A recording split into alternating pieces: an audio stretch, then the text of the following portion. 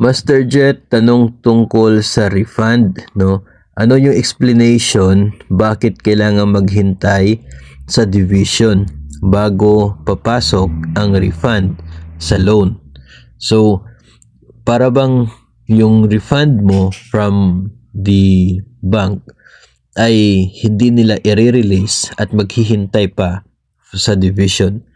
Ang sagot po talaga dyan is wala pong maibigay na refund si bangko kung hindi po mag-submit ng remittance ang division ninyo. Yun po yung sagot dyan. No? Kasi nga, alam mo na you are eligible for a refund kasi nagkaroon ka ng deduction sa sahod on that particular month at yun ay hindi pa dapat mag-deduct. Kaya hihingi ka ng refund from the bank.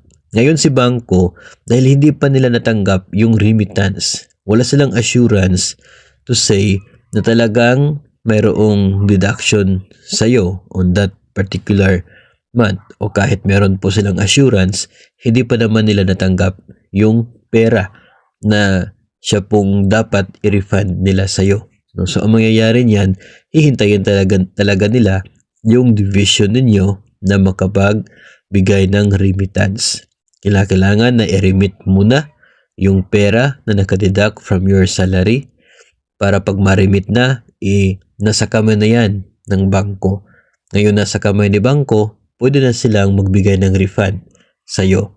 Ibalik sa'yo yung over deduction doon sa inyo pong sahod. So, yun po yung dahilan kung bakit hihintayin pa ni bangko yung division ninyo.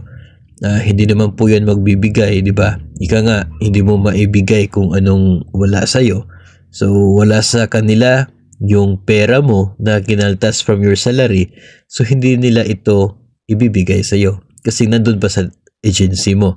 Hihintayin muna nila na matanggap yung remittance. Sa kanila ito i-process at ipasok sa iyong account as a refund.